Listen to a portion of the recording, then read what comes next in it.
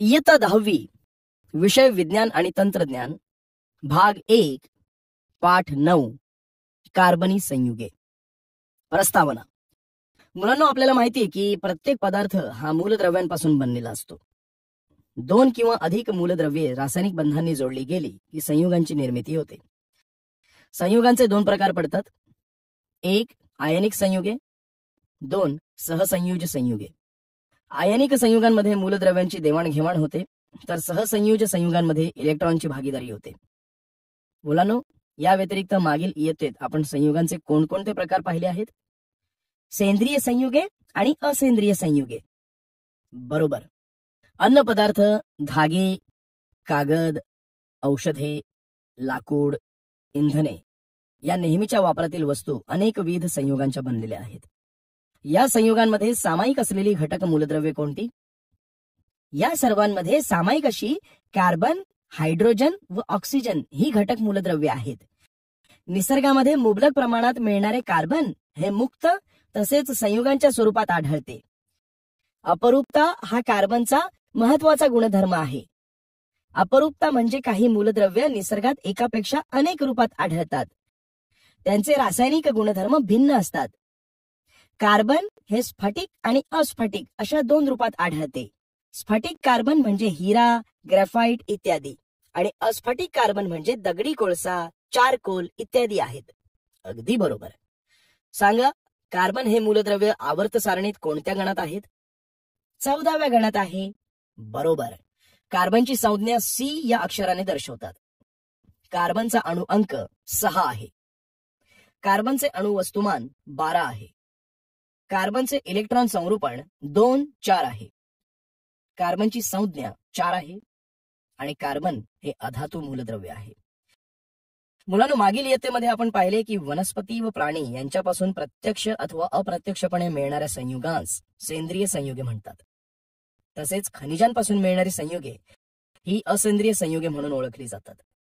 धातू व काच किंवा माती यांच्यापासून बनलेल्या वस्तू सोडल्या तर अन्न पदार्थांपासून ते इंधनापर्यंत अनेकविध वस्तू या सेंद्रिय संयुगांपासून बनलेल्या असतात. यात महत्वाची बाब म्हणजे सर्व सेंद्रिय संयुगांमधील अत्यावश्यक मूलद्रव्य हे कार्बन आहे. सुमारे 200 वर्षांपूर्वी असे मानत होते की सेंद्रिय संयुगे प्रत्यक्ष आणि अप्रत्यक्षपणे सजीवांपासूनच मिळतात. परंतु प्रयोगशाळेत असेंद्रिय संयुगांपासून युरिया या सेंद्रिय संयुगांची निर्मिती झाल्यानंतर कार्बनी संयुगे अशी सेंद्रिय संयुगांची नवी ओळख तयार झाली. कार्बन हे घटक मूलद्रव्य असलेल्या सर्व संयुगांना कार्बनी संयुगे म्हणतात. मात्र याला अपवाद असलेली कार्बन डायऑक्साईड, कार्बाइड क्षार, कार्बोनेट क्षार व बायकार्बोनेट क्षार ही कार्बनी असेंद्रिय संयुगे आहेत. कार्बनी संयुगांमधील बंध. मुलांना, आपल्याला माहिती आहे की धन आयन आणि ऋण आयन या 2 घटकांपासून बनणाऱ्या संयुगांना आयनिक संयुगे म्हणतात. आयनिक संयुगे हे स्थायीरूप व कठीण असतात. आयनिक संयुगांचे द्रवणांक व उत्कलनांक उच्च असतात. वितळलेल्या व द्रावण स्थितीत आयनिक संयुगे विद्युत वाहक असतात. त्याचबरोबर आयनिक संयुगांचे गुणधर्म त्यांच्यातील आयनिक बंधांच्या आधारे स्पष्ट होतात. आयनिक संयुगांच्या तुलनेत कार्बनी संयुगांचा द्रवणांक व उत्कलनांक कमी असतो.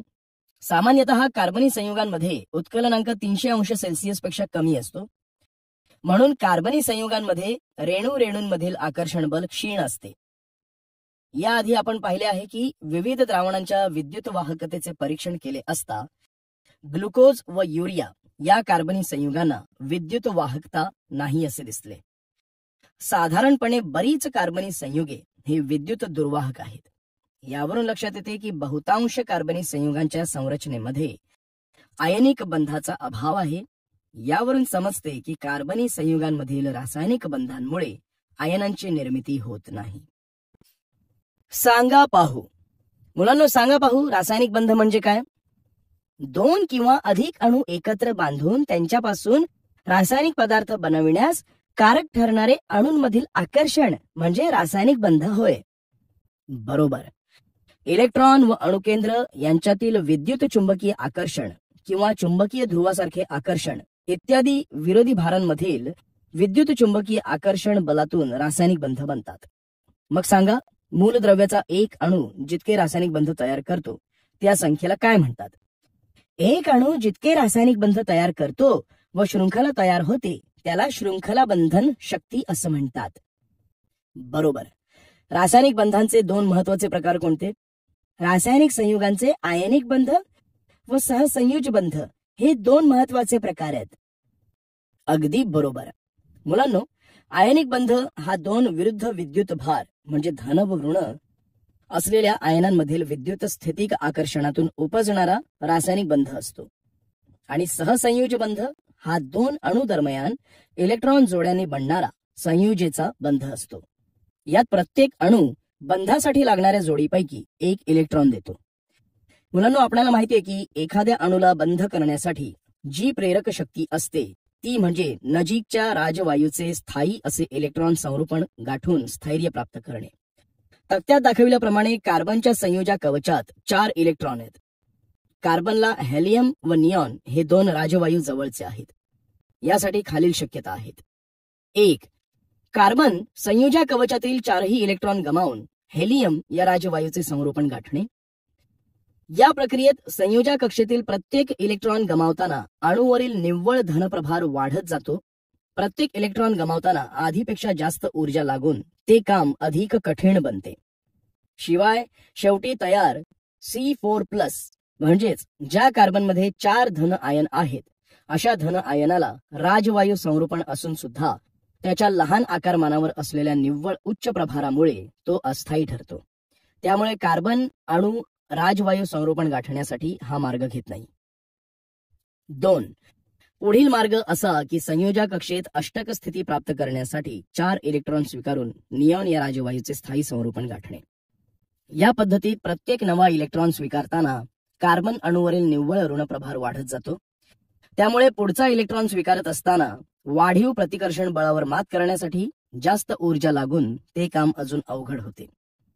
अंतिमतः तयार होणारा C4- हा ऋण आयन राजवायू संरूपण असून देखील अस्थायी असतो. कारण यात केंद्रकावरील धन 6 या धनप्रभारासाठी भोवतालच्या 10 इलेक्ट्रॉन्सना धरून ठेवणे अवघड असते. तसेच C4- हा ऋण आयन लहान आकारमानावरील निव्वळ उच्च प्रभारामुळे अस्थायी ठरतो. म्हणून राजवायू संरूपण गाठण्यासाठी कार्बन अणू हाही मार्ग घेत नाही. 3. राजवायू संरूपणासाठी पुढील मार्ग असा की संयोजा कवचातील 4 इलेक्ट्रॉन्सचे इतर अणूंच्या 4 संयोजा इलेक्ट्रॉन्स बरोबर संधान करून निऑनचे संरूपण गाठणे. या पद्धतीत 2 अणू एकमेकांबरोबर संयोजा इलेक्ट्रॉनचे संधान करतात. दोन्ही अणूंच्या संयोजा कवचाचे परस्पर व्यापन होऊन त्यामध्ये कवचांचे संधान झालेले इलेक्ट्रॉन सामावतात. त्यामुळे प्रत्येक अणू राजवायू संरूपण गाठतो व कोणत्याच अणूवर निव्वळ विद्युत भार निर्माण होत नाही. म्हणजेच अणू विद्युतदृष्ट्या उदासीन राहतात व अणूंना स्थायित्व प्राप्त होते. यामुळेच राजवायू संरूपण गाठण्यासाठी कार्बन अणू हा मार्ग अवलंबतात. सहसंयुज बंध. मुलांनो, आतापर्यंत आपण रासायनिक बंध व त्याचे प्रकार पाहिले. आता आपण कार्बनचे बंध पाहूया. 2 अणूंमध्ये 2 संयोजा इलेक्ट्रॉनांच्या संधानाने जो रासायनिक बंध तयार होतो त्याला सहसंयोज बंध म्हणतात. आकृतीमध्ये दाखविल्याप्रमाणे संयोजा इलेक्ट्रॉन दर्शवतात. सहसंयोज बंध दर्शवण्यासाठी दोन्ही अणूंच्या संज्ञांभोवतीची वर्तुळे एकमेकांना छेदलेली दाखवून छेदणाऱ्या वर्तुळाच्या परस्पर व्यापन झालेल्या भागात संधान केलेले इलेक्ट्रॉन ठिपका किंवा फुलीच्या सहाय्याने दर्शवितात. संधान केलेल्या इलेक्ट्रॉनांची एक जोडी म्हणजे एक सहसंयोज बंध होय. आकृतीत दाखविल्याप्रमाणे वर्तुळ, ठिपका आणि रेषा या तीनही प्रकारे सहसंयोज बंध दर्शवतात. रेषा संरचनेलाच रचनासूत्र असेही म्हणतात. उदाहरणार्थ एकेरी बंध. मुलांनो, आता आपण सहसंयोज बंधाने तयार होणाऱ्या रेणूचे उदाहरण पाहू. उदाहरण हायड्रोजन. हायड्रोजनचा अणु अंक 1 आहे. त्याच्या K कक्षेत एकच इलेक्ट्रॉन असतो. K कवच पूर्ण भरून हेलियम या राजवायूचे संरूपण गाठण्यासाठी त्याला अजून एका इलेक्ट्रॉनची गरज असते. ती भागवण्यासाठी 2 हायड्रोजन अणू त्यांचे इलेक्ट्रॉन एकमेकांमध्ये संधान करतात आणि H2 हा हायड्रोजन रेणू तयार होतो. यात 2 इलेक्ट्रॉनच्या संधानाने एक सहसंयोज बंध म्हणजे एकेरी बंध तयार होतो. दुहेरी व तिहेरी बंध. मुलांनो, या आकृतीत आपण पाहत आहोत की 2 ऑक्सिजन अणूंच्या रासायनिक संयोगाने ऑक्सिजन हा रेणू तयार होतो. तर 2 नायट्रोजन अणूंच्या रासायनिक संयोगाने नायट्रोजन हा रेणू तयार होतो. या दोनही रेणूंच्या संरचनांचे ठिपका संरचना पद्धतीने रेखाटन केल्यावर स्पष्ट होते की ऑक्सिजन या रेणूमध्ये 2 ऑक्सिजन अणू एकमेकांना 2 सहसंयोज बंधांनी म्हणजेच दुहेरी बंधांनी जोडलेले आहेत. तर नायट्रोजन या रेणूमध्ये 2 नायट्रोजन अणू एकमेकांना 3 सहसंयोज बंधांनी म्हणजेच तिहेरी बंधांनी जोडलेले आहेत. मुलांनो, आपण याआधी मिथेन वायूचे गुणधर्म, उपयोग आणि आढळ याविषयी अभ्यास केलाय. या आकृतीतून आपण मिथेन या कार्बनी संयुगाची रचना समजून घेऊ. यात आपल्याला दिसते की 4 संयोजा इलेक्ट्रॉनांच्या सहाय्याने कार्बन अणू 4 सहसंयोज बंध तयार करून नजीकच्या निऑन या राजवायूचे संरूपण गाठतो व स्थायित्व प्राप्त करतो. चला तर मुलांनो, आपण जरा मागची उजळणी करूया. सांगा पाहू, क्लोरीनचा अणू अंक 17 आहे. क्लोरीन अणूच्या संयोजा कवचातील इलेक्ट्रॉनांची संख्या किती असेल? 7. बरोबर. क्लोरीनच्या पहिल्या कक्षेत 2 व दुसऱ्या कक्षेत 8, तिसऱ्या कक्षेत 7 अशा तीनही कक्षात इलेक्ट्रॉनची गरज असल्याने संयोजा 1 असेल. क्लोरीनचे रेणूसूत्र Cl2 असे आहे. क्लोरीनची ठिपका व रेषा संरचना ही पुढील प्रमाणे आहे. मुलांनो, पाण्याचे रेणूसूत्र H2O आहे. या त्रिअणू रेणूची इलेक्ट्रॉन ठिपका संरचना ही पुढील प्रमाणे असेल.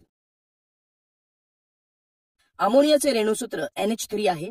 अमोनियासाठी इलेक्ट्रॉन ठिपका संरचना व रेषा संरचना पुढील प्रमाणे आहे. कार्बन डायऑक्साइडचे रेणूसूत्र CO2 आहे. यावरून त्याच्या इलेक्ट्रॉन ठिपका संरचना रेषा पुढील प्रमाणे आहे.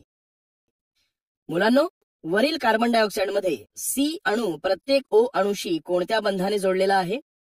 2 सहसंयोज बंधाने जोडला आहे. बरोबर. मुलांनो, गंधकाचे रेणूसूत्र S8 आहे. यात गंधकाचे 8 अणू एकमेकांना जोडून एक वलय तयार होते. गंधकासाठी इलेक्ट्रॉन ठिपका पुढील प्रमाणे असेल. कार्बन एक वेगळे मूलद्रव्य. मुलांनो, आपण पाहिले की कार्बनचे अणू संयोजा इलेक्ट्रॉन संधान करून सहसंयोज बंध कसे तयार करतात. आपण मिथेन या कार्बनी संयुगाची संरचनाही पाहिली आहे. आता आपण पाहणार आहोत की इतर मूलद्रव्यांपेक्षा कार्बनचे वेगळेपण असे आहे की कार्बन पासून बनणाऱ्या संयुगांची संख्या प्रचंड मोठी आहे. सुरुवातीला आपण पाहिले की धातू व काच किंवा माती यांच्यापासून बनलेल्या वस्तू वगळता इतर सर्व वस्तू कार्बन पासून बनलेल्या असतात. आपण असेही म्हणू शकतो की सर्व सजीव सृष्टी ही कार्बनच्या संयुगांपासून बनलेली आहे. आज मितीस ज्ञात कार्बन संयुगांची संख्या सुमारे 10 दशलक्ष आहे.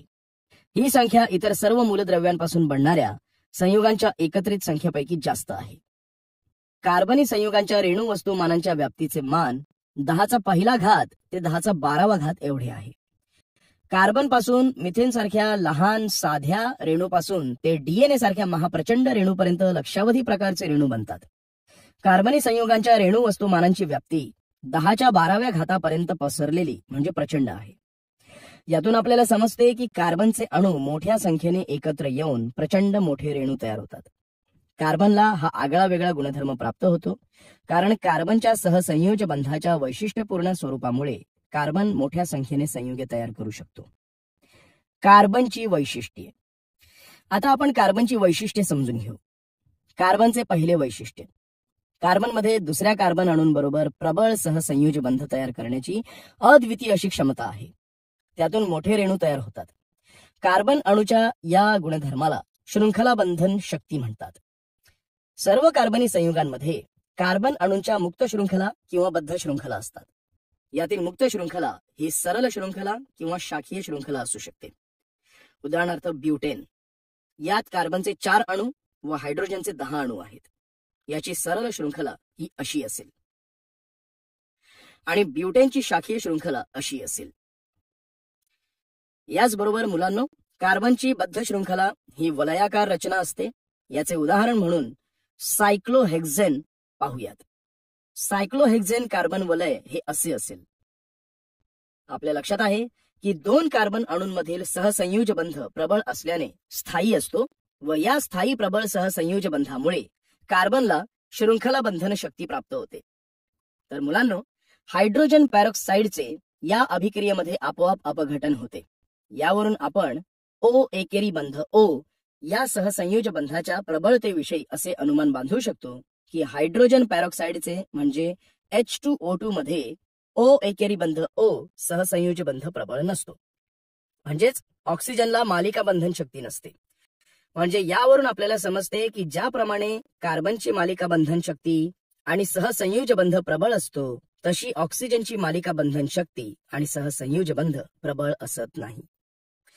कार्बनचे दुसरे वैशिष्ट्य, 2 कार्बन अणूंमध्ये 1, 2 किंवा 3 बंध तयार होऊ शकतात. यांनाच अनुक्रमे एकेरी बंध, दुहेरी बंध आणि तिहेरी बंध म्हणतात. आपण या बंधाचे उदाहरण पाहूया. कार्बनचे 2 अणू असलेला इथेन पहा. एकेरी बंध इथेन, दुहेरी बंध एथीन, तिहेरी बंध इथाईन. यास तिहेरी बंध असे म्हणतात. कार्बनचे तिसरे वैशिष्ट्य, कार्बन चतुसंयोजी आहे. त्यामुळे एक कार्बन अणू हा इतर 4 बंध तयार करू शकतो. यातून अनेक संयुगे तयार होऊ शकतात. कार्बनचे ज्यांच्याशी बंध तयार झाले आहेत त्या अणूंप्रमाणे वेगवेगळे गुणधर्म त्या अणूंना प्राप्त होतात. उदाहरणार्थ हायड्रोजन आणि क्लोरीन ही 2 एकसंयोजी मूलद्रव्ये आहेत. आपण या 2 मूलद्रव्यांबरोबर कार्बनच्या एका अणूच्या वापराने 5 वेगवेगळी संयुगे तयार करू शकतो. 1 मिथेन, 2 क्लोरोमिथेन, यालाच मिथिल क्लोराईड म्हणतात. 3 डायक्लोरोमिथेन, 4 क्लोरोफॉर्म, यालाच ट्रायक्लोरोमिथेन असं म्हणतात. 5 यास कार्बन टेट्राक्लोराईड असं म्हणतात. यालाच टेट्राक्लोरोमिथेन असं म्हणतात. मुलांनो, अशाच प्रकारे कार्बन अणूंचे ऑक्सिजन, नायट्रोजन, सल्फर, फॉस्फरस इत्यादी मूलद्रव्यांच्या अणूंबरोबर सहसंयोज बंध तयार होऊन अनेक प्रकारची कार्बनी संयुगे तयार होतात. मुलांनो, यातून आपल्याला असे समजते की एकेरी बंधाबरोबरच बहुबंध तयार करण्याच्या कार्बनच्या क्षमतेमुळे तसेच इतर मूलद्रव्यांच्या अणूबरोबर सहसंयोज बंध तयार करण्याच्या क्षमतेमुळे कार्बन संयुगांची संख्या ही इतर सर्व संयुगांपेक्षा अधिक आहे. कार्बनचे चौथे वैशिष्ट्य, कार्बनी संयुगांच्या संख्या वाढीला कारणीभूत असलेले आणखी एक वैशिष्ट्य म्हणजे समघटकता. याचा सविस्तर अभ्यास आपण पुढे करू. हायड्रोकार्बन संपृक्त व असंपृक्त. मुलांनो, आता आपण हायड्रोकार्बन क्रियात्मक गट व सजातीय श्रेणी म्हणजे काय ते समजून घेऊ. कार्बनी संयुगांमध्ये अनेक मूलद्रव्यांचा समावेश होतो. बहुसंख्य कार्बनी संयुगांमध्ये हायड्रोजन या मूलद्रव्याचा समावेश कमी अधिक प्रमाणात असतो. ज्या संयुगांमध्ये केवळ कार्बन व हायड्रोजन ही 2च मूलद्रव्ये असतात त्यांना हायड्रोकार्बन असं म्हणतात. हायड्रोकार्बन ही सर्वात साधी व मूलभूत कार्बनी संयुगे आहेत. मिथेन हा सर्वात लहान हायड्रोकार्बन आहे. याची संरचना आपण पाहिली आहे. हायड्रोकार्बनची रेषा संरचना म्हणजे रचनासूत्र लिहिण्यातील पहिली पायरी म्हणजे रेणूमधील कार्बन अणू एकमेकांना एकेरी बंधांनी जोडणे. पहिली पायरी इथेन. यानंतर दुसऱ्या पायरीत चतुसंयोजी कार्बनच्या उरलेल्या संयोजांची पूर्तता करण्यासाठी रेणूसूत्रामधील हायड्रोजनचे अणू वापरणे. दुसरी पायरी. मुलांनो, या आकृतीत इथेनची इलेक्ट्रॉन 18 ठिपका संरचना अशाच प्रकारे 2 पद्धतीने दर्शविली आहे. ती पहा. प्रोपेनचे रेणूसूत्र C3H8 आहे. त्यावरून आपण प्रोपेनचे रचनासूत्र काढूया. पायरी 1 3 कार्बन अणू एकेरी बंधाने जोडणे.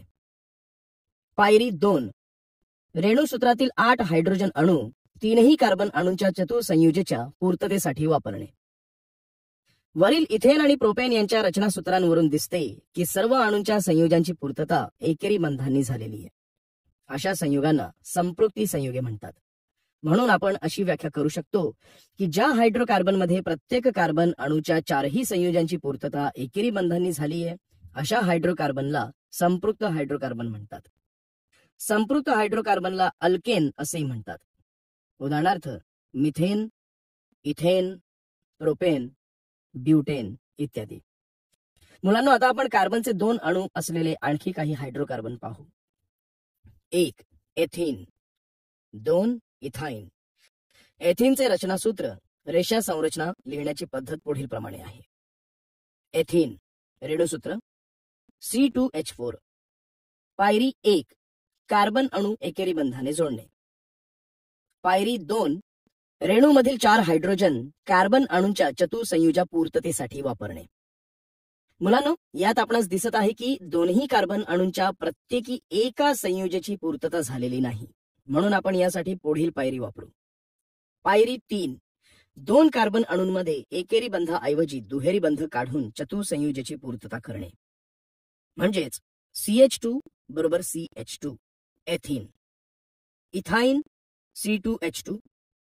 पायरी 1. कार्बन अणू एकेरी बंधाने जोडणे. पायरी 2. रेणूतील 2 हायड्रोजन कार्बन अणूंच्या चतुसंयोजाच्या पूर्ततेसाठी वापरणे. मुलांनो, आपल्याला दिसते की कार्बन अणूंच्या प्रत्येकी 2 संयोजांची पूर्तता झालेली नाही, म्हणून यासाठी आपण पुढील पायरीचा वापर करू.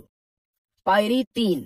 2 कार्बन अणूंमध्ये एकेरी व दुहेरी बंध वापरून देखील संयोजांची पूर्तता होणार नाही. यासाठी आपण 2 कार्बन अणूंमध्ये तिहेरी बंध काढून चतुसंयोजाची पूर्तता करू. म्हणजेच इथाईन. मुलांनो, सांगा पाहू, इथाईनच्या 2 कार्बन अणूंच्या चतुसंयोजाची पूर्तता करण्यासाठी त्यामध्ये किती बंध असणे आवश्यक आहेत? तिहेरी बंध असणे आवश्यक आहे. बरोबर. म्हणून मुलांनो, आपण वरील उदाहरणावरून असे म्हणू शकतो की ज्या हायड्रोकार्बनमध्ये कार्बन कार्बन बंध असतो त्यास असंपृक्त हायड्रोकार्बन म्हणतात, आणि कार्बन कार्बन दुहेरी बंध असलेल्या असंपृक्त हायड्रोकार्बनला अल्किन असे म्हणतात. त्याचप्रमाणे ज्यांच्या संरचनेमध्ये कार्बन कार्बन तिहेरी बंध असतो अशा असंपृक्त हायड्रोकार्बनांना अल्काईन असे म्हणतात. मुलांनो, यात अजून एक महत्वाची बाब म्हणजे साधारणपणे असंपृक्त संयुगे ही संपृक्त संयुगांपेक्षा जास्त क्रियाशील असतात. कार्बन अणूंच्या सरळ शृंखला, शाखीय शृंखला व वलये. मुलांनो, आता आपण कार्बन अणूंच्या सरळ शृंखला, शाखीय शृंखला व वलये यांचा अभ्यास करणार आहोत. आपण याआधी मिथेन, इथेन, प्रोपेन या संपृक्त हायड्रोकार्बनांची रचनासूत्रे पाहिली. त्यांची आपण तुलना केल्यास लक्षात येते की रेणूंच्या अंतर्भागात कार्बन अणू एक किंवा एकमेकांना जोडलेले अनेक कार्बन अणू असे आहेत, आणि प्रत्येक कार्बन अणूला जोडलेले हायड्रोजन अणू हे रेणूच्या परिघाच्या भागात आहेत. यात अंतर्भागात एकमेकांना जोडलेले कार्बन अणू म्हणजे जणू रेणूचा सांगाडच आहे. कार्बन अणूंच्या सांगाड्याने कार्बनी संयुगांच्या रेणूचा आकार निश्चित होतो. मुलांनो, कार्बन अणूंच्या म्हणजे हायड्रोकार्बनच्या सरळ शृंखलांचा अभ्यास आपण या आकृतीच्या मदतीने करूया. या तक्त्यामध्ये मिथेन हा पहिला हायड्रोकार्बन दिलाय. यात एकच कार्बन अणू व 4 हायड्रोजन अणू आहेत. त्याचे रचनासूत्र पुढील प्रमाणे आहे. तसेच रेणूसूत्र CH4 आहे. कार्बन अणूंच्या सरळ शृंखलेत 2 कार्बन सरळ शृंखलेत दिले आहेत. इथेनचे रेणूसूत्र C2H6 आहे आणि रचनासूत्र असे आहे. याचप्रमाणे butane, pentane, hexane, heptane, octane, नोनेन आणि डिकेनच्या सरळ शृंखला आपण पाहू शकतो. उदाहरणार्थ डिकेनची सरळ शृंखला आता आपण पाहूया. डिकेनचे रेणूसूत्र C10H22 आहे. सरळ रचना अशी असेल आणि डिकेनचे रचनासूत्र हे आहे. मुलांनो, ही आकृती पहा. यात अ आणि आ आकृतींमध्ये 2 प्रकारच्या शृंखला दिल्या आहेत. या 2 प्रकारात C4H10 असे एकच रेणूसूत्र आहे, मात्र रचनासूत्रे भिन्न आहेत. यात एक महत्वाचा मुद्दा असा की भिन्न रचनासूत्र असणाऱ्या संयुगांचे रेणूसूत्र जेव्हा एकच असते तेव्हा या घटनेला रचना समघटकता म्हणतात. कार्बनी संयुगांमध्ये दिसून येणाऱ्या समघटकतेमुळे कार्बनी संयुगांच्या संख्येत भर पडते. मुलांनो, या आकृतीत शृंखला 1 कार्बन अणूंची सरळ शृंखला आहे, तर कार्बन शृंखला 2 म्हणजे कार्बन अणूंची शाखीय शृंखला आहे. मुलांनो, सरळ शृंखला व शाखीय शृंखलांच्या व्यतिरिक्त काही कार्बनी संयुगांमध्ये कार्बन अणूंच्या बद्ध शृंखला आहेत.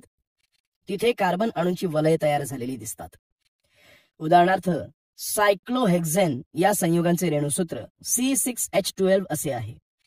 त्याच्या रचनासूत्रात 6 कार्बन अणूंची वलये आहेत. मुलांनो, सरळ शृंखला, शाखीय शृंखला आणि वलयांकित ही सर्व प्रकारची कार्बनी संयुगे ही संपृक्त किंवा असंपृक्त असू शकतात. कसे ते या तक्त्यात पहा. 1. C3H6 प्रोपेन हे सरळ शृंखला संपृक्त हायड्रोकार्बन आहे.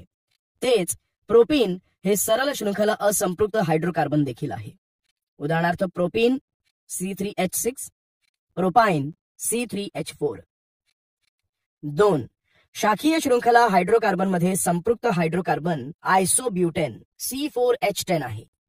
तसेच असंपृक्त हायड्रोकार्बन आयसोब्युटिलिन देखील आहे. 3. याचप्रमाणे वलयांकित हायड्रोकार्बन देखील संपृक्त आणि असंपृक्त दोन्ही प्रकारे आहेत. उदाहरणार्थ सायक्लोहेक्झेन, बेन्झीन. यात बेन्झीनच्या रचनासूत्रावरून असे समजते की तो वलयांकित असंपृक्त हायड्रोकार्बन आहे. बेन्झीनच्या संरचनेत 6 कार्बन अणूंच्या वलयात एक आड एक असे 3 दुहेरी बंध आहेत. हा वैशिष्ट्यपूर्ण घटक ज्यांच्या संरचनेत असतो त्यांना एरोमॅटिक संयुग म्हणतात. मुलांनो, तुम्हाला हे माहित आहे का? लक्षावधी वर्षांपूर्वी समुद्र तळाखाली गाडल्या गेलेल्या मृत जीवांपासून काळाच्या ओघात कच्च्या तेलाचे साठे निर्माण झाले. आता तेलाच्या विहिरींमधून हे कच्चे तेल व नैसर्गिक वायू मिळवतात. नैसर्गिक वायू हा प्रामुख्याने मिथेन असतो. कच्चे तेल हे हजाराहून अधिक वेगवेगळ्या संयुगांचे जटिल मिश्रण आहे. त्यात प्रामुख्याने वेगवेगळे हायड्रोकार्बन असतात. प्रभावी ऊर्ध्वपातन पद्धतीने कच्च्या तेलाचे विलगीकरण करून वापरावयास उपयुक्त असे विविध घटक मिळवतात. उदाहरणार्थ CNG, LPG, पेट्रोल म्हणजे गॅसोलीन, रॉकेल, डिझेल, इंजिन ऑइल, वंगण इत्यादी. कार्बनी संयुगांमधील क्रियात्मक गट. मुलांनो, आतापर्यंत आपण कार्बन व हायड्रोजन या मूलद्रव्यांच्या संयोगाने तयार झालेली हायड्रोकार्बन संयुगे पाहिली. विविध हॅलोजन, ऑक्सिजन, नायट्रोजन, गंधक अशा मूलद्रव्यांबरोबर कार्बनचे बंध तयार होऊन देखील अनेक प्रकारची कार्बनी संयुगे तयार होतात. हायड्रोकार्बन साखळीमधील एक किंवा अनेक हायड्रोजन अणूंच्या जागी या मूलद्रव्यांच्या अणूंचे प्रतियोजन होते. त्यामुळे कार्बनच्या चतुसंयुजेची पूर्तता होते. हायड्रोजनला प्रतियोजी अशा मूलद्रव्याच्या अणूचा उल्लेख विषम अणू असा करतात. काही वेळा हे अणू एकटे नसतात तर विशिष्ट अशा अणुगटांच्या रूपात असतात. या विषम अणूंमुळे व विषम अणूंनी युक्त अशा अणुगटांमुळे त्या संयुगाला विशिष्ट रासायनिक गुणधर्म प्राप्त होतात. मग त्या संयुगातील कार्बन साखळीची लांबी व स्वरूप काहीही असो, म्हणून या विषम अणू किंवा विषम अणूंनी युक्त अशा अणुगटांना क्रियात्मक गट म्हणतात. उदाहरणार्थ क्लोरीन, ब्रोमीन, आयोडीन हे हॅलोजन अणू विषम अणू म्हणून वापरले असता कार्बनी संयुगांचे क्रियात्मक गट तयार होतात. मिथेन यात हायड्रोजन अणूंच्या जागी एक क्लोरीनचा अणू जोडला तर क्लोरोमिथेन तयार होईल आणि प्रोपेन व ब्रोमीन जोडले असता ब्रोमो इथेन तयार होते. यामध्ये आपण इथेन मधील एका हायड्रोजन अणूच्या जागी ब्रोमीन हा विषम अणू जोडून ब्रोमो इथेन हे क्रियात्मक कार्बनी संयुग मिळवले. मुलांनो, याचप्रमाणे आपण इथेनच्या एका हायड्रोजन अणूच्या जागेवर अल्कोहोलचा एक विषम अणू जोडला तर इथेनॉल हे कार्बनी संयुग मिळते. उदाहरणार्थ इथेन मधील एक अणूच्या जागी विषम अणू गटातील अल्डिहाइडचा एक अणू जोडला तर आपल्याला ऍसिटाल्डिहाइड हे कार्बनी क्रियात्मक संयुग मिळते.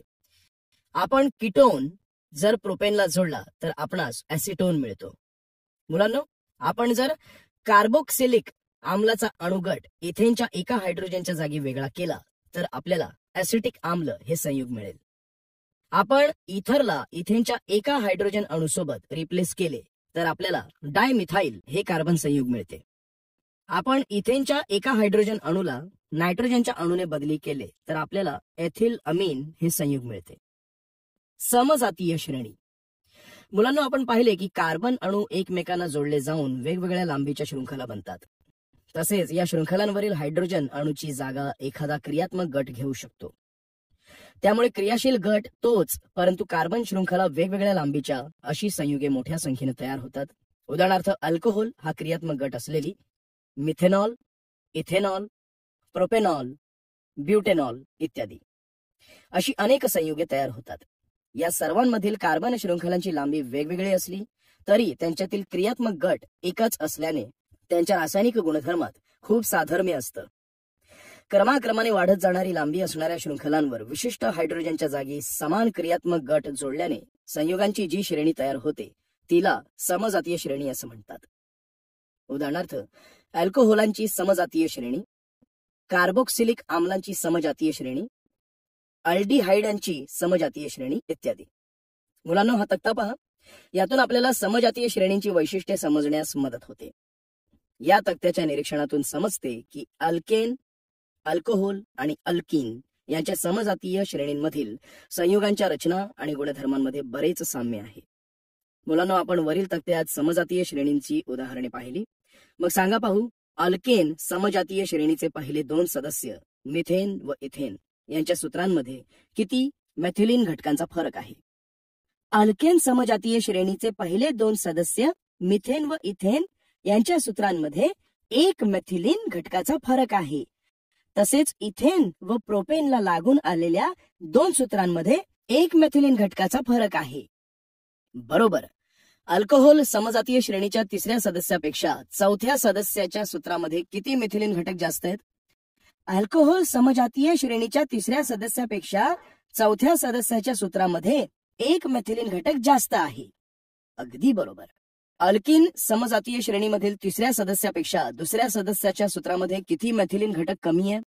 अल्कीन समजातीय श्रेणीमधील तिसऱ्या सदस्यापेक्षा दुसऱ्या सदस्याचा एक मेथिलीन घटक कमी आहे. शाबास. मुलांनो, यावरून आपल्याला समजतं की कोणत्याही समजातीय श्रेणीमध्ये कार्बन शृंखलेच्या लांबीच्या चढत्या क्रमाने जाताना दरवेळी एक मेथिलीन घटक वाढत जातो. त्यामुळेच कोणत्याही समजातीय श्रेणीमध्ये लांबीच्या चढत्या क्रमाने जाताना सदस्यांच्या रेणू वस्तुमानात 14U इतकी वाढ होत जाते. या तक्त्यावरून आणखी एक बाब आपल्या लक्षात येते, ती म्हणजे उत्कलन बिंदूमधील प्रवणता. उत्कलन बिंदू हा संयुगाचा एक भौतिक गुणधर्म आहे. सामान्यतः असे दिसून येते की कोणत्याही समजातीय श्रेणीमध्ये चढत्या क्रमाने जाताना भौतिक गुणधर्मांमध्ये एका दिशेने बदल होत जातो. याचाच अर्थ भौतिक गुणधर्मांमध्ये प्रवणता दिसून येते. जरा डोके चालवा. मुलांनो, हा तक्ता पहा. या तक्त्यातील अल्किनांच्या समजातीय श्रेणीतील सदस्यांच्या रेणूसूत्रांचे अवलोकन करा. रेणूसूत्रांमधील कार्बन अणूंची संख्या व हायड्रोजन अणूंची संख्या यांच्यात काही संबंध आहे असे दिसते का ते सांगा. तक्त्यातील अल्किनांच्या समजातीय श्रेणीतील रेणूसूत्रांचे अवलोकन केले असता कार्बनची संख्या ही हायड्रोजनच्या संख्येने निम्मी आहे असे दिसते. जर अल्किनच्या रेणूसूत्रातील कार्बन अणूंच्या संख्येला n मानले तर हायड्रोजन अणूंची संख्या काय असेल? अल्किनच्या रेणूसूत्रातील कार्बन अणूंच्या संख्येला n मानले तर हायड्रोजन अणूंची संख्या 2n असते. बरोबर. मुलांनो, अल्किनांच्या समजातीय श्रेणीतील सदस्यांची रेणूसूत्रे CnH2n या सामान्य सूत्राने दर्शवतात. जेव्हा n चे मूल्य 2 असते तेव्हा C2H2x2 म्हणजेच C2H4 असे या श्रेणीच्या पहिल्या सदस्याचे रेणूसूत्र मिळते. जेव्हा n चे मूल्य 3 असते तेव्हा C3H3x2 म्हणजेच C3H6 असे अल्किन श्रेणीच्या दुसऱ्या सदस्याचे रेणूसूत्र मिळते. जेव्हा n चे मूल्य 4 असते तेव्हा C4H4x2 म्हणजे C4H8 असे अल्किन श्रेणीच्या तिसऱ्या सदस्याचे रेणूसूत्र मिळते. मुलांनो, आपण अल्किन श्रेणीतील सदस्यांचे रेणूसूत्र पाहिले. त्याचप्रमाणे अल्केनच्या सजातीय श्रेणीतील सदस्यांचे देखील एक रेणूसूत्र आहे.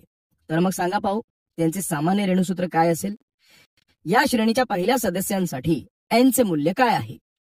अल्केन समजातीय श्रेणीतील सदस्यांसाठी सामान्य सूत्र CnH2n+2 असे असेल.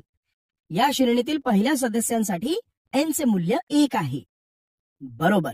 याचप्रमाणे 2, 3 व 4 या सदस्यांचे मूल्य पुढील प्रमाणे आहे, ते नीट पहा. अल्काइनच्या समजातीय श्रेणीसाठी सामान्य रेणूसूत्र C2H2n-2 असे आहे. या सूत्रात n साठी 2, 3, 4 या किमती वापरून अनुक्रमे पहिल्या, दुसऱ्या व तिसऱ्या सदस्यासाठी वैयक्तिक रेणूसूत्रे लिहू. अल्काइनच्या समजातीय श्रेणीसाठी सामान्य रेणूसूत्र C2H2n-2 आहे. म्हणून इथाईनसाठी C2H2 हे रेणूसूत्र असेल. असे प्रोपाईनसाठी रेणूसूत्र असेल. असे ब्युटाईनसाठी रेणूसूत्र तयार होईल. मुलांनो, वरील सर्व उदाहरणांवरून आपल्याला समजातीय श्रेणीची पुढील वैशिष्ट्ये लक्षात येतात.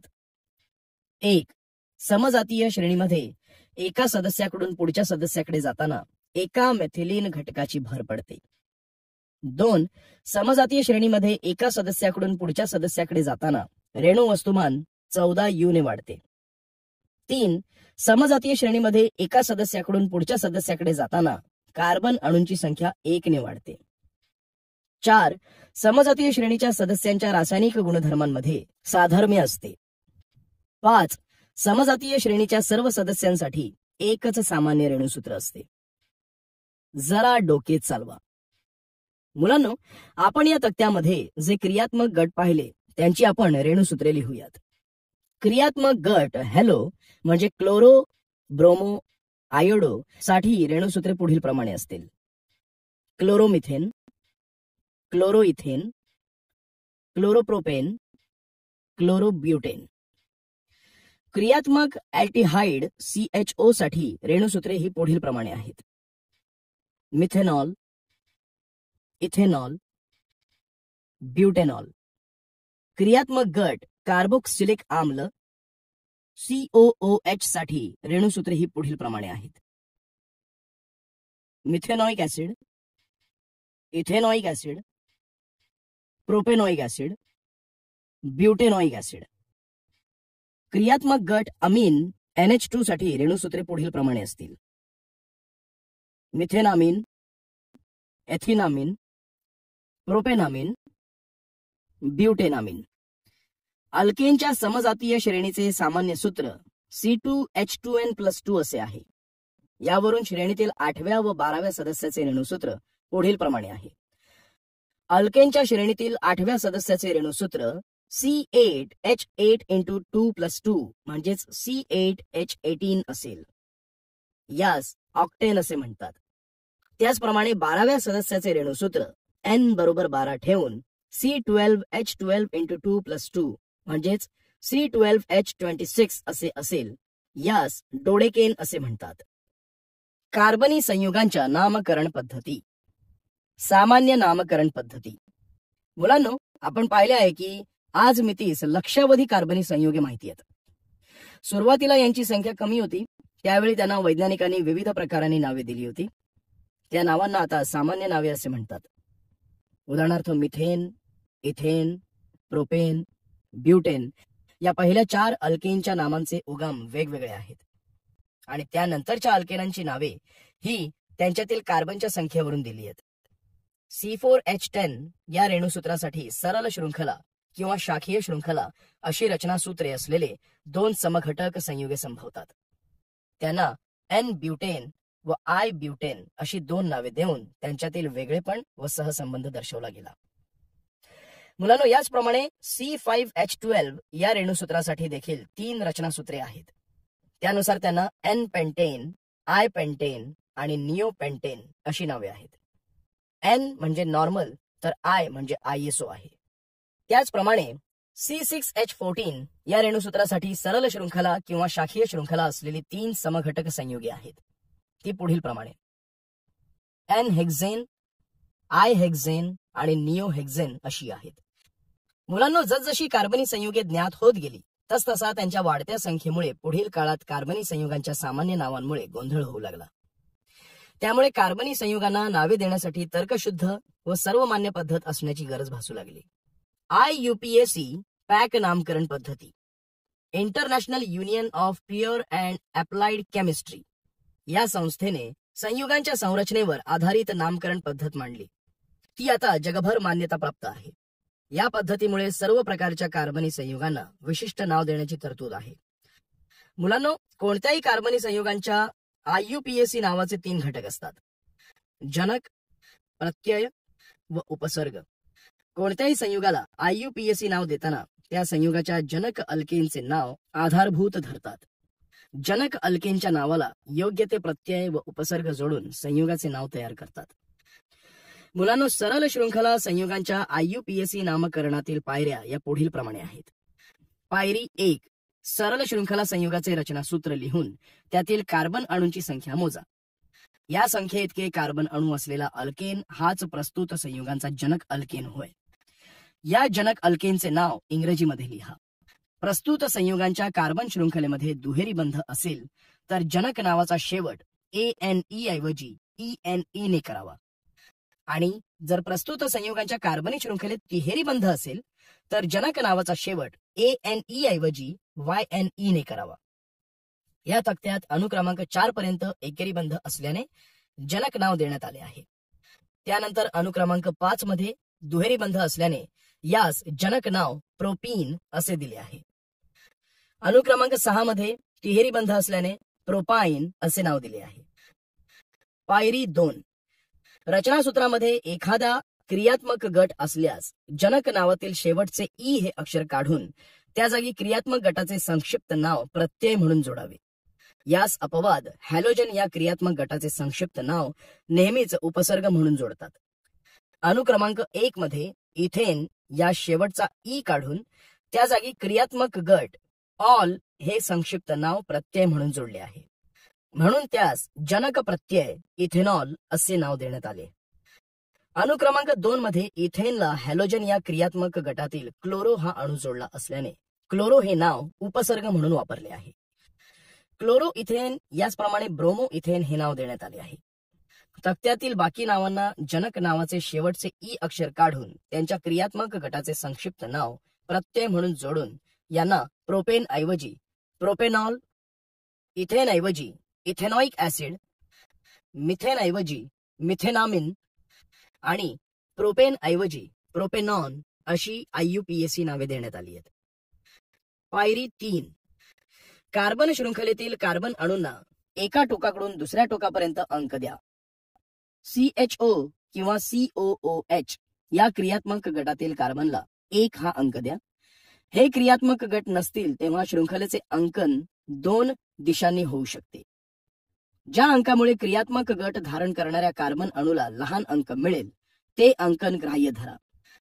क्रियात्मक गटाच्या संक्षिप्त नावापूर्वी हा अंक लिहा. अंतिम नावामध्ये अंक व अक्षर यांच्यामध्ये लहान आडवी रेषा काढा. या तक्त्यात अनुक्रमांक 1 मध्ये रचनासूत्रानुसार नंबर दिले तर दोन्ही बाजूंनी 2 नंबरला क्रियात्मक गट जोडला गेला असल्याने त्यास प्रोपेन टू ऑल असे नाव दिले आहे. अनुक्रमांक 2 मध्ये रचनासूत्रानुसार कार्बन अणूंना दोन्ही बाजूंनी नंबर दिले असता लहान अंक असलेल्या ठिकाणी क्रियात्मक गट जोडला गेला असल्याने त्यास 2 क्लोरोपेंटेन असे म्हणतात. कार्बनी संयुगांची सामान्य नावे, रचनासूत्रे, IUPAC नावे. मुलांनो, आपण कार्बनी संयुगांचे 3 घटक जनक, प्रत्यय व उपसर्ग पाहिले. कार्बनी संयुगांना IUPAC नाव कसे देतात हेही अभ्यासले. ज्या संयुगामध्ये शाखीय शृंखला, कार्बन वलय विषम अणूंनी युक्त असे अधिकाधिक जटिल संरचना घटक असतात त्यांची IUPAC नावे लिहिण्यासाठी आणखी काही पायऱ्या आवश्यक आहेत. त्यांच्याविषयी अभ्यास आपण पुढील इयत्तांमध्ये पाहू. हे नेहमी लक्षात ठेवा की प्रयोगशाळेमध्ये नेहमी वापरात असणाऱ्या कार्बनी संयुगांची सामान्य नावे अधिक प्रचलित आहेत. मुलांनो, आता IUPAC नावे कार्बनी संयुगांना कशी देतात ते या तक्त्याच्या मदतीने पाहूया. तक्त्यामध्ये सामान्य नाव, रचनासूत्र आणि IUPAC नाव असे रकाने दिलेत. सामान्य नाम आणि रचनासूत्र पाहून आपल्याला कार्बनी संयुगांचे IUPAC नाव लिहायचे आहे. या तक्त्यामध्ये पहिले कार्बनी संयुग 1 एथिलीन, त्याचे IUPAC नाव एथिन आहे. ऍसिटिलीन यास इथाइन म्हणतात. Acetic acid ethanoic acid. Methyl alcohol methanol. Ethyl alcohol ethanol. Acetaldehyde ethanol. Acetone propane two one. Ethyl methyl ketone butane two one. Ethyl amine ethanamine. N propyl chloride 1 chloropropane. कार्बनी संयुगांचे रासायनिक गुणधर्म. मुलांनो, आपण मागे एकदा बायोगॅस इंधनाचे फायदे पाहिलेत. सांगा पाहू, कोणत्या घटकामुळे बायोगॅसचा इंधन म्हणून उपयोग होतो? मिथेन वायू या घटकामुळे बायोगॅसचा इंधन म्हणून उपयोग होतो. मूलद्रव्यरूपी कार्बनच्या ज्वलनाने कोणते उत्पादित तयार होते? मूलद्रव्यरूपी कार्बनच्या ज्वलनाने कार्बन डायऑक्साईड हे उत्पादित तयार होते. मुलांनो, आपण बायोगॅस पाहिलाय. मग सांगा पाहू, बायोगॅसचे ज्वलन ही अभिक्रिया उष्माग्राही आहे की उष्मादायी आहे? बायोगॅसचे ज्वलन ही उष्मादायी अभिक्रिया आहे. बरोबर. ज्या अभिक्रियेमध्ये उष्णतेचे शोषण होते त्या अभिक्रियेला उष्माग्राही अभिक्रिया म्हणतात. तर या उलट ज्या अभिक्रियेमध्ये उष्णता उत्सर्जित होते त्या अभिक्रियेला उष्मादायी अभिक्रिया म्हणतात. आतापर्यंत आपण कार्बनी संयुगे, त्यांच्यातील बंध, हायड्रोकार्बन क्रियात्मक गट व समजातीय श्रेणी, कार्बन संयुगांचे नामकरण या गोष्टींचा अभ्यास केला.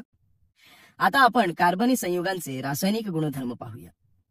ज्वलन, ऑक्सिडीकरण, समावेशन अभिक्रिया आणि प्रतियोजन अभिक्रिया हे संयुगांचे रासायनिक गुणधर्म आहेत. त्यांची आपण माहिती घेऊ. 1. ज्वलन. मुलांनो, कार्बनी संयुगांचे रासायनिक गुणधर्म पाहताना प्रथम ज्वलन हा गुणधर्म पाहूया. याआधी आपण पाहिले आहे की विविध अपरूप स्वरूपातील कार्बन ऑक्सिजनच्या उपस्थितीत पेटवला असता त्याचे ज्वलन होऊन उष्णता व प्रकाश बाहेर फेकले जातात आणि कार्बन डायऑक्साईड वायू तयार होतो. हायड्रोकार्बन तसेच कार्बनच्या बहुतेक सर्व संयुगांचे ऑक्सिजनच्या उपस्थितीत ज्वलन होते, तेव्हा उष्णता व प्रकाश बाहेर फेकले जातात आणि कार्बन डायऑक्साईड व पाणी ही सामायिक उत्पादिते तयार होतात. मुलांनो, काही ज्वलन अभिक्रिया उदाहरणातून समजून घेऊ. ए. कार्बन आणि ऑक्सिजन यांचे ज्वलन केले असता कार्बन डायऑक्साईड आणि उष्णता व प्रकाश हे घटक बाहेर पडतात. बी. मिथेन ऑक्सिजनच्या उपस्थितीत पेटवला असता कार्बन डायऑक्साईड वायू व पाणी तयार होते, तसेच उष्णता व प्रकाश बाहेर टाकला जातो. सी. या अभिक्रियेमध्ये इथेनॉलचे ज्वलन ऑक्सिजनच्या उपस्थितीमध्ये केले असता कार्बन डायऑक्साईड वायू तयार होतो, तसेच पाणी, उष्णता आणि प्रकाशाची निर्मिती होते. आपल्याला माहिती आहे की एलपीजी मध्ये प्रोपेन हा एक ज्वलनशील घटक असतो. तर प्रोपेनच्या पूर्ण ज्वलनाची अभिक्रिया पुढील प्रमाणे आहे. प्रयोग. मुलांनो, आता आपण एक प्रयोग करूया. त्यासाठी आपल्याला बन्सन बर्नर, कॉपर गॉज, धातूची पट्टी हे साहित्य हवे आणि इथेनॉल, ऍसिटिक आम्ल व नॅफ्थलिन हे रासायनिक पदार्थ हवेत. कृती. प्रथम आपल्याला स्वच्छ व कक्ष तापमानाच्या कॉपर गॉजवर वरीलपैकी एक रासायनिक पदार्थ म्हणजे 3 ते 4 थेंब किंवा चिमूटभर भुकटी ठेवून कॉपर गॉज बन्सन बर्नरच्या निळ्या ज्योतीमध्ये धरून निरीक्षण करायचे आहे. या ज्वलनामुळे काजळी निर्माण होते.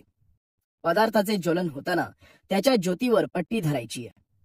या पट्टीवर काजळीचा काळा थर जमा होतो. इतर रासायनिक पदार्थ वापरून हीच कृती करायची आहे. निरीक्षणे. वरील कृतीमध्ये इथेनॉल हे संपृक्त कार्बनी संयुग आहे, तर नॅफ्थॅलिन हे असंपृक्त संयुग आहे.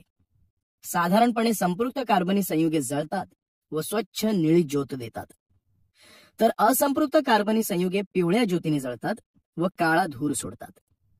या काळ्या धुरामुळे वरील कृतीमध्ये धातूच्या पट्टीवर काजळीचा थर जमला.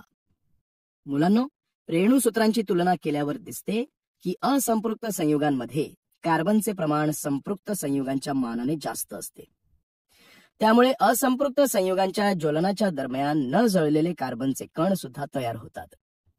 ज्योतीमध्ये असताना हे तापलेले कार्बन कण पिवळा प्रकाश फेकतात व त्यामुळे ज्योत पिवळी दिसते. मग ऑक्सिजनचा पुरवठा मर्यादित केला तर संपृक्त संयुगांच्या ज्वलनाने सुद्धा पिवळी ज्योत मिळते.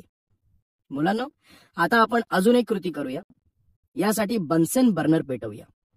बर्नरच्या तळाशी असलेले हवेचे भोग त्यावर फिरणाऱ्या पातळ कड्याच्या सहाय्याने उघडू व बंद करू. तर मग सांगा, पिवळी काजळीयुक्त ज्योत केव्हा मिळाली आणि निळी ज्योत केव्हा मिळाली? बर्नरच्या तळाशी असलेले हवेचे भोग उघडे असते. पुरेशा प्रमाणात असलेला ऑक्सिजन इंधन वायूच्या संपूर्ण ज्वलनास मदत करतो, त्यामुळे स्वच्छ निळी ज्योत तयार होते. जेव्हा हवेचे भोग त्यावर फिरणाऱ्या पातळ कड्यामुळे काही प्रमाणात बंद होते, तेव्हा मर्यादित हवेच्या पुरवठ्याने इंधन वायूचे अपूर्ण ज्वलन होते, त्यामुळे तेव्हा पिवळी व काजळीयुक्त ज्योत तयार होते. अगदी बरोबर. ऑक्सिडीकरण. मुलांनो, कार्बनी संयुगांचे ऑक्सिडीकरण होणे हा देखील एक महत्वपूर्ण रासायनिक गुणधर्म आहे. ते कसे होते ते आता आपण पाहू.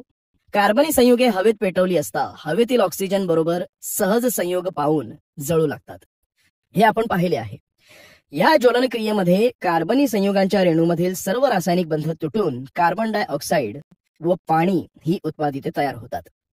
याचाच अर्थ असा की ज्वलनामध्ये कार्बनी संयुगांचे पूर्णपणे ऑक्सिडीकरण होते. ऑक्सिजनचा स्रोत म्हणून काही रासायनिक पदार्थांचा सुद्धा वापर करता येतो. जे पदार्थ दुसऱ्या पदार्थांना ऑक्सिजन देऊ शकतात त्यांना ऑक्सिडीकारक किंवा ऑक्सिडक म्हणतात. पोटॅशियम परमॅंगनेट, पोटॅशियम डायक्रोमेट ही नेहमीच्या वापरातील काही ऑक्सिडीकारक संयुगे आहेत. ऑक्सिडकाचा परिणाम कार्बनी संयुगामधील विशिष्ट क्रियात्मक गटांवर होतो. चला तर मग ऑक्सिडीकरण समजून घेण्यासाठी आपण एक कृती करू. यासाठी आपल्याला एक परीक्षा नळी, बन्सन बर्नर, मोजपात्र, ड्रॉपर इत्यादी साहित्य लागेल आणि इथेनॉल सोडियम बायकार्बोनेटचे विरल द्रावण, पोटॅशियम परमॅंगनेटचे विरल द्रावण हे रासायनिक पदार्थ लागतील. चला तर मग प्रत्यक्ष कृती करूया. परीक्षा नळीत 2-3 मिली इथेनॉल घेऊन त्यात 5 मिली सोडियम कार्बोनेटचे द्रावण मिळवून परीक्षा नळी बर्नरवर धरून मिश्रण कोमट होऊ द्या. या कोमट मिश्रणात पोटॅशियम परमॅंगनेटचे विरल द्रावण ड्रॉपरच्या सहाय्याने थेंब थेंब टाकून हलवत राहा. आता सांगा, या प्रयोगात मिळवणे सुरू केल्यावर पोटॅशियम परमॅंगनेटचा विशिष्ट असा गुलाबी रंग कायम राहतो का? इथेनॉल मध्ये पोटॅशियम परमॅंगनेट थेंबाथेंबाने मिळवणे सुरू केल्यावर ऑक्सिडीकरणाच्या अभिक्रियेत ते वापरले गेल्याने पोटॅशियम परमॅंगनेटचा गुलाबी रंग नाहीसा होतो. पोटॅशियम परमॅंगनेट मिळवण्याची क्रिया झाल्यावर थोड्या वेळाने गुलाबी रंग नाहीसा होण्याचे थांबून रंग तसाच कायम राहतो का? पोटॅशियम परमॅंगनेट मिळवण्याच्या एका टप्प्यावर परीक्षा नळीतील सर्व इथेनॉलचे ऑक्सिडीकरण पूर्ण होते. त्यानंतर पोटॅशियम परमॅंगनेटची मिळवणी चालू ठेवल्यास त्याचा वापर न झाल्यामुळे ते अतिरिक्त होते. या अतिरिक्त पोटॅशियम परमॅंगनेटचा गुलाबी रंग नाहीसा न होता नंतर कायम राहतो. बरोबर. मुलांनो, वरील कृतीमध्ये पोटॅशियम परमॅंगनेटमुळे आम्लारीधर्मी द्रावणात इथेनॉलचे ऑक्सिडीकरण होऊन त्याचे इथेनॉइक ऍसिडमध्ये रूपांतर होते. या अभिक्रियेत फक्त क्रियात्मक गटाजवळील काही रासायनिक बंधच भाग घेतात. हे समीकरण स्वरूपात असे लिहितात. मुलांनो, सांगा पाहू, इथेनॉलचे इथेनॉइक ऍसिडमध्ये रूपांतर ही ऑक्सिडीकरण अभिक्रिया आहे का? हो, आहे. बरोबर. मुलांनो, हे नेहमी लक्षात असू द्या की घरातील गॅस किंवा रॉकेलच्या शेगड्यांना हवेसाठी आगमार्ग असतात. त्यामुळे पुरेशा ऑक्सिजनने युक्त असे इंधनवायू मिश्रण जाळून स्वच्छ निळी ज्योत मिळते. जर स्वयंपाकाच्या भांड्यांच्या तळावर काजळी जमू लागली तर त्याचा अर्थ हवेचे आगम मार्ग बुजले आहेत व त्यामुळे इंधन वाया जात आहे. अशा वेळी शेगडीचे हवेसाठी असलेले आगम मार्ग साफ करून घ्यायला हवे. समावेशक अभिक्रिया. कार्बनी संयुगाचा हा एक महत्वाचा रासायनिक गुणधर्म आहे. मुलांनो, हा रासायनिक गुणधर्म समजून घेण्यासाठी आपण एक कृती करूया. यासाठी आपल्याला परीक्षा नळ्या, ड्रॉपर इत्यादी साहित्य लागेल. त्याचबरोबर टिंक्चर आयोडीन म्हणजे आयोडीनचे इथेनॉल मधील द्रावण, ब्रोमीन वॉटर, पातळ केलेले वनस्पती तूप, विविध वनस्पती तेले, शेंगदाणा, करडई, सूर्यफूल, ऑलिव्ह इत्यादी रासायनिक पदार्थ लागतील. चला तर मग आता आपण प्रत्यक्ष कृती करूया. एका परीक्षा नळीत 2 मिली तेल घेऊन त्यात 4 थेंब टिंक्चर आयोडीन किंवा ब्रोमीन वॉटर टाका. परीक्षा नळी हलवा. ब्रोमीनचा किंवा आयोडीनचा मूळ रंग नाहीसा झाला का ते ठरवा. हीच कृती इतर तेल व वनस्पती तूप वापरून पुन्हा करा. मुलांनो, या कृतीमध्ये ब्रोमीनचा आयोडीनचा रंग नाहीसा किंवा कमी होणे या निरीक्षणावरून असा बोध होतो की ब्रोमीन आयोडीन वापरले गेले आहेत, म्हणजेच ब्रोमीनची आयोडीनची संबंधित पदार्थांबरोबर अभिक्रिया झाली आहे. या अभिक्रियेचे नाव समावेशन अभिक्रिया आहे. जेव्हा एखादे कार्बनी संयुग दुसऱ्या संयुगाबरोबर संयोग पावून दोन्ही अभिकारकांमधील सर्व अणू असलेले एकच उत्पादित तयार होते तेव्हा त्या अभिक्रियेला समावेशन अभिक्रिया म्हणतात. कार्बन कार्बन बहुबंध हा क्रियात्मक गट असलेली असंपृक्त संयुगे समावेशन अभिक्रिया देतात व तयार होणारे उत्पादित हे संपृक्त संयुग असते. असंपृक्त संयुगाची आयोडीन किंवा ब्रोमीन बरोबरील समावेशन अभिक्रिया ही कक्ष तापमानाला व तत्काळ होते. याशिवाय अभिक्रियेमुळे होणारा रंग बदल आपल्याला डोळ्यांनी जाणवू शकतो.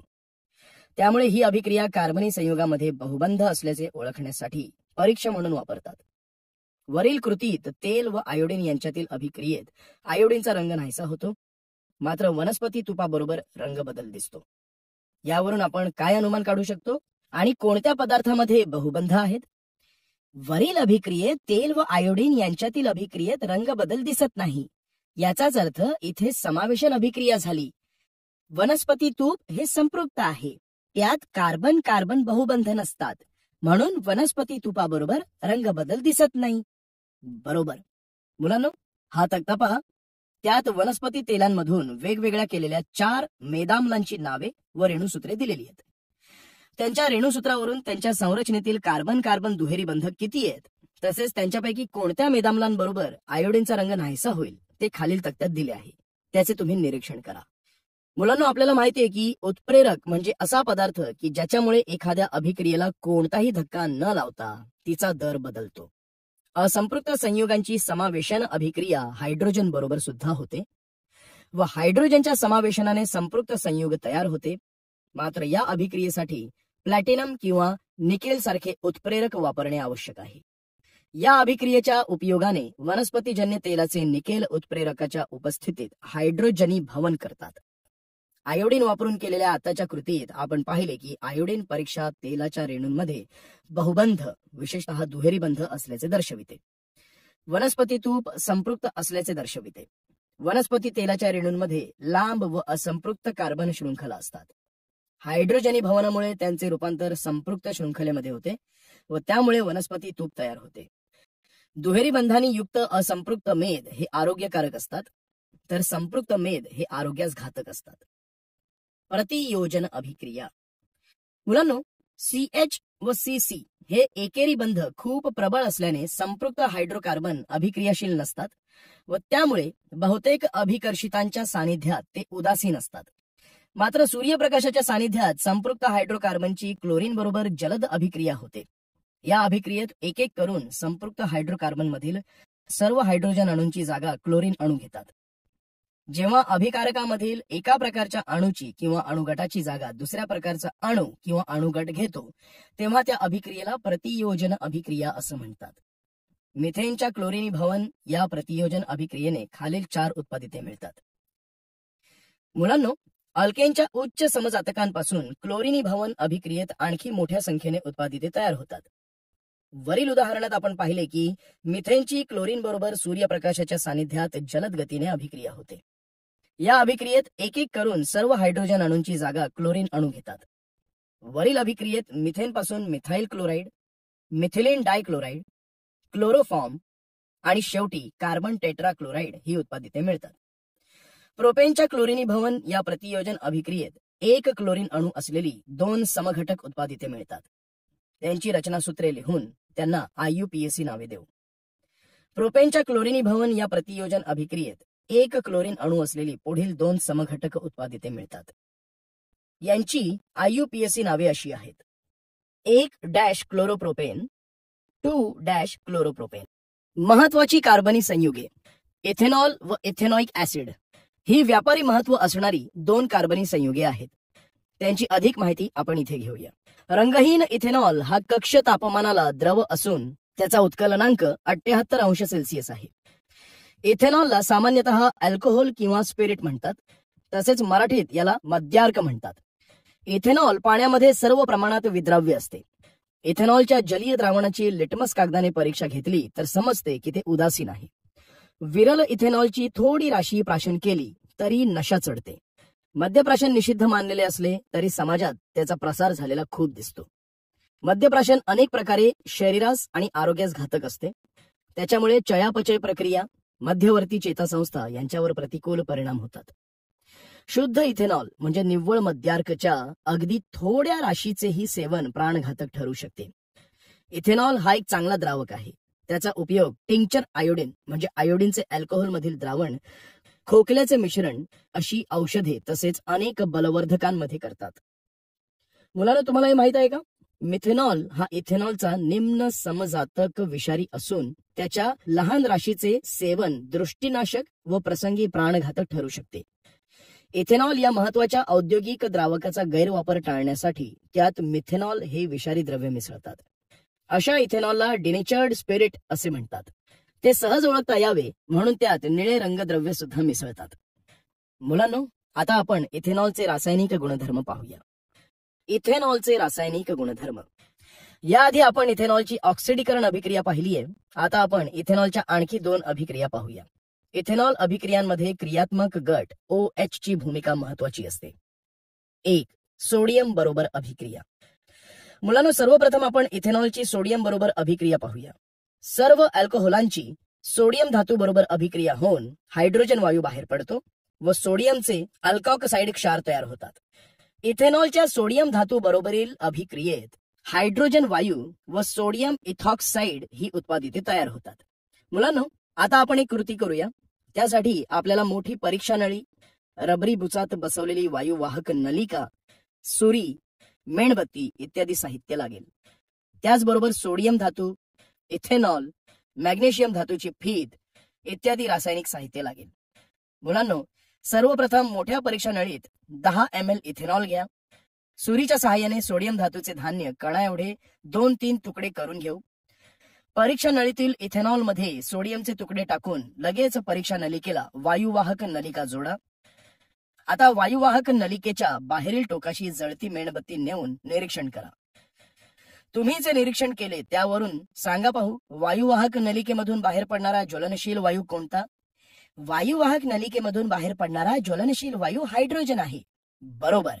आता सांगा, सोडियमचे तुकडे इथेनॉलच्या पृष्ठभागावर नाचताना का दिसतात? सोडियमची इथेनॉल बरोबरची अभिक्रिया ही जलद अभिक्रिया असल्याने तयार झालेल्या हायड्रोजन वायूचे बुडबुडे पृष्ठभागावर जमा झाल्यामुळे इथेनॉलशी अभिक्रिया होताना सोडियमचे तुकडे पृष्ठभागावर नाचताना दिसतात. बरोबर.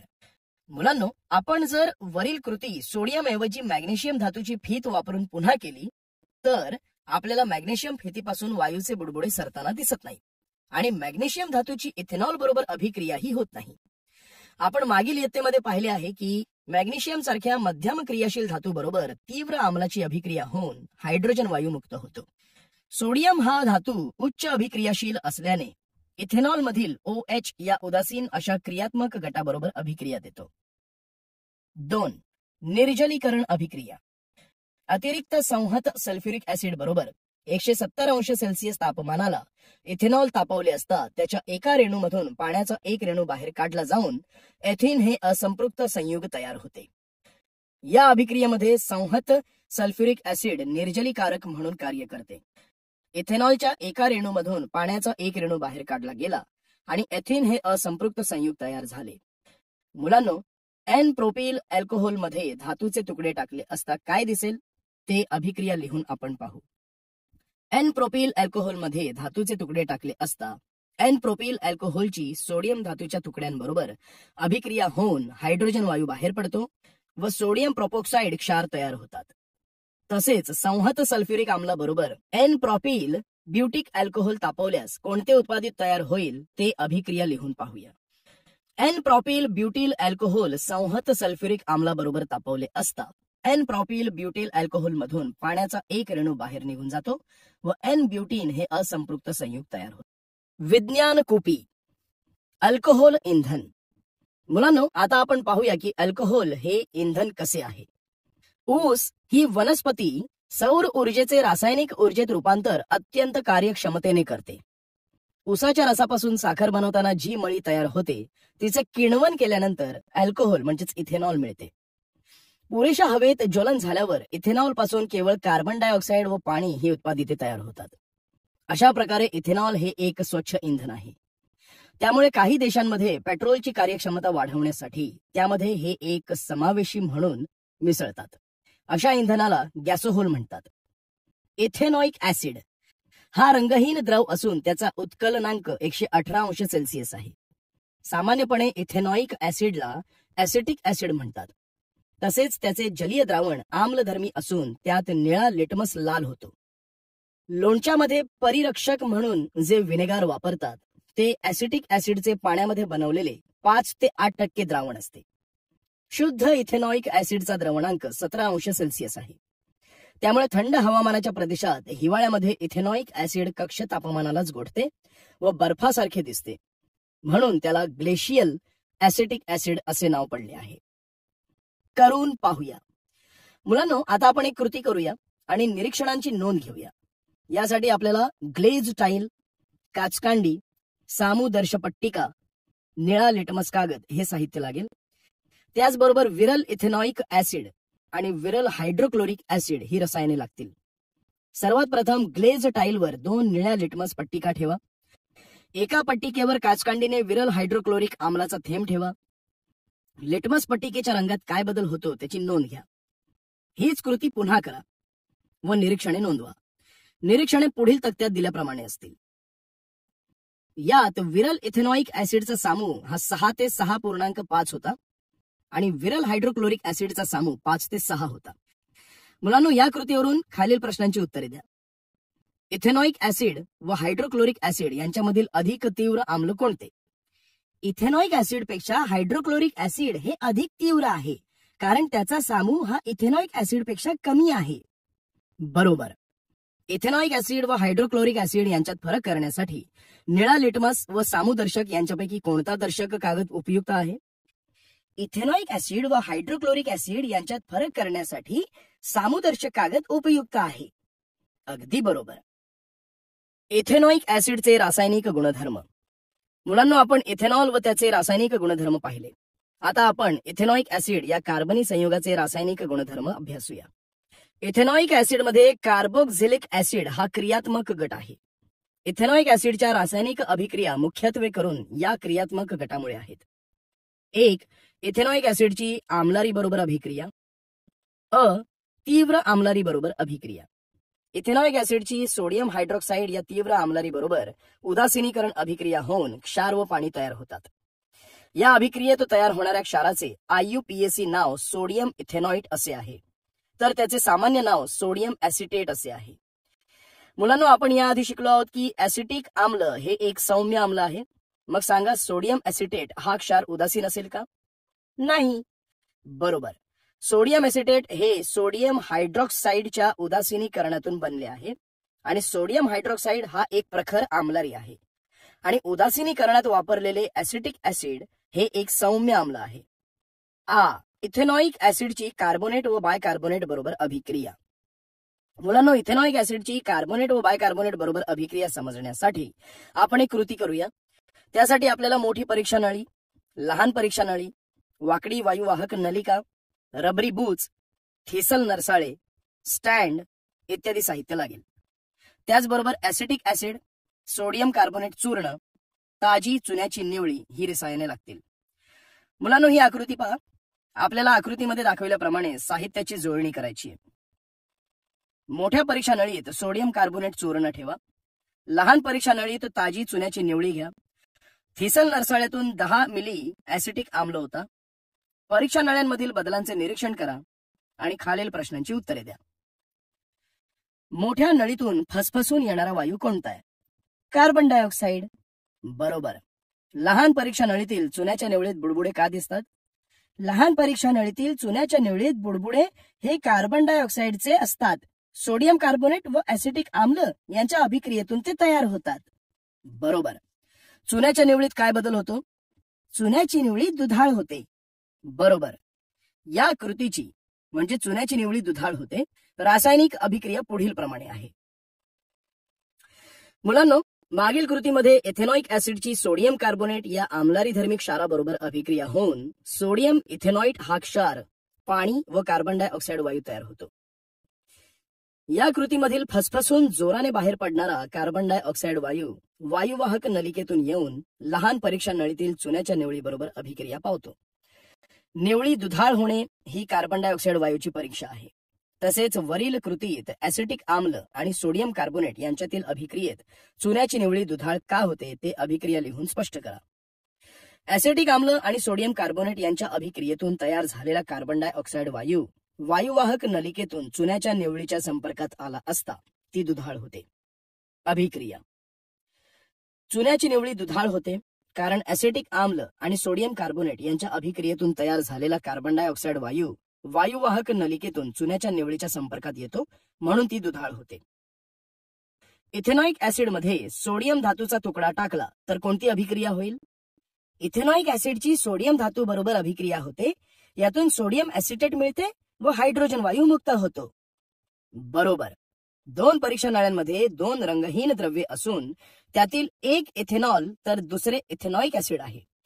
कोणत्या नळीत कोणता रासायनिक पदार्थ आहे हे ठरवण्यासाठी कोणती रासायनिक परीक्षा करावी लागेल ते अभिक्रिया लिहून स्पष्ट करू. इथेनॉलची सोडियम बायकार्बोनेट बरोबर अभिक्रिया होत नाही, तर इथेनॉइक ऍसिडची सोडियम बायकार्बोनेट बरोबर अभिक्रिया होते व कार्बन डायऑक्साईड वायू मुक्त होतो. म्हणून या रासायनिक परीक्षेचा वापर करता येईल. ईस्टरीभवन अभिक्रिया. मुलांनो, आता आपण इथेनॉइक ऍसिडची ईस्टरीभवन अभिक्रिया पाहूया. कार्बोक्सिलिक ऍसिड व अल्कोहोल यांच्यातील अभिक्रियेने ईस्टर हा क्रियात्मक गट असलेले पदार्थ तयार होतात. मुलांनो, ईस्टरीभवन अभिक्रिया समजून घेण्यासाठी आपण एक कृती करूया. यासाठी आपल्याला परीक्षा नळी, चंचुपात्रे, बर्नर इत्यादी साहित्य लागेल. त्याचबरोबर ग्लेशियल इथेनॉइक ऍसिड, इथेनॉल, संहत सल्फ्युरिक ऍसिड इत्यादी रसायने लागतील. ही आकृती पहा. या आकृतीत दाखवल्याप्रमाणे परीक्षा नळीत 1 मिली इथेनॉल व 1 मिली ग्लेशियल इथेनॉइक ऍसिड घ्या. त्यात काही थेंब संहत सल्फ्युरिक ऍसिड टाका. ही परीक्षा नळी चंचू पात्रातील गरम पाण्यात म्हणजे गरम जल मज्जनीकरणामध्ये 5 मिनिटे ठेवा. नंतर दुसऱ्या चंचू पात्रात 20 ते 30 मिली पाणी घेऊन त्यात वरील मिश्रण ओता व वास घ्या. ऍसिड उत्प्रेरकांच्या उपस्थितीत इथेनॉइक ऍसिड इथेनॉलशी अभिक्रिया पावते व एथिल इथेनॉइट हा ईस्टर तयार होतो. याची रासायनिक अभिक्रिया अशी आहे. मुलांनो, ईस्टर हे गोड वासाचे पदार्थ असतात. बऱ्याचशा फळांना असलेला स्वाद हा त्यांच्यात असलेल्या विशिष्ट ईस्टरमुळे असतो. सुवासिक द्रव्ये व स्वाददायी पदार्थ बनवण्यासाठी ईस्टर वापरतात. सोडियम हायड्रॉक्साईड या अल्काबरोबर अभिक्रिया केली असता ईस्टर पासून संबंधित अल्कोहोल व सोडियम क्षारांच्या रूपात कार्बोक्सिलिक ऍसिड परत मिळतात. या अभिक्रियेला साबणीकरण अभिक्रिया म्हणतात, कारण मेदापासून साबण तयार करण्यासाठी ही अभिक्रिया वापरतात. मुलांनो, सोडियम हायड्रॉक्साईडच्या द्रावणाबरोबर मेद तापवले असता साबण व ग्लिसरीन तयार होतात. मेद व ग्लिसरीन मध्ये कोणते क्रियात्मक गट असतील असे तुम्हाला वाटते? मेदामध्ये कार्बोक्सिलिक आम्ल आणि ग्लिसरीन मध्ये अल्कोहोल हे क्रियात्मक गट असतात. अगदी बरोबर. महारेणू. मुलांनो, या पाठाच्या सुरुवातीला आपण पाहिले की ज्ञात कार्बनी संयुगांची संख्या सुमारे 10 दशलक्ष इतकी मोठी असून रेणू वस्तुमानांची व्याप्ती 10चा पहिला घात ते 10चा 12वा घात इतकी विशाल आहे. मोठे रेणू वस्तुमान असलेल्या रेणूंमधील घटक अणूंची संख्या खूप मोठी असते. लक्षावधी रेणूंपासून बनलेल्या प्रचंड कार्बनी रेणूंना महारेणू असे म्हणतात. हे महारेणू बहुवारिक या प्रकारात मोडतात. नैसर्गिक महारेणू. पॉलिसॅकराइड, प्रोटीन व न्यूक्लिक ऍसिड हे नैसर्गिक महारेणू म्हणजे जीवसृष्टीचे आधारस्तंभ आहेत. स्टार्च व सेल्युलोज या पॉलिसॅकराइड संयुगांपासून आपल्याला अन्न, वस्त्र व निवारा मिळतात. प्रथिनांपासून प्राण्यांच्या शरीराचा मोठा भाग बनतो. तसेच त्यांचे चलनवलन, विविध शारीरिक प्रक्रिया प्रथिनांमुळे होतात. न्यूक्लिक आम्लांमुळे रेणू पातळीवर अनुवांशिकतेचे नियंत्रण होते. रबर हा आणखी एक प्रकारचा नैसर्गिक महारेणू आहे. मानव निर्मित महारेणू. प्रथमतः रबर व रेशीम यांना पर्याय शोधण्याच्या हेतूने प्रयोगशाळेत व कारखान्यात महारेणूंची निर्मिती झाली. आज जीवनाच्या सर्व क्षेत्रांमध्ये मानव निर्मित महारेणू उपयोगात आहेत. कापूस, लोकर, रेशीम या नैसर्गिक धाग्यांप्रमाणेच लांबीच्या दिशेने मजबूती असणारे मानव निर्मित धागे, रबराचा स्थितिस्थापकता हा गुणधर्म असणारे इलेस्टोमर ज्यांच्यापासून पत्रे, नळ्या, असंख्य प्रकारच्या वस्तू तसेच पृष्ठभागांवर द्यायचे लेप बनवतात ते प्लास्टिक, ही सर्व मानवनिर्मित महारेणूंची उदाहरणे आहेत. नैसर्गिक आणि मानवनिर्मित महारेणूंची संरचना अनेक लहान घटक एकमेकांना नियमित पद्धतीने जोडून तयार होते.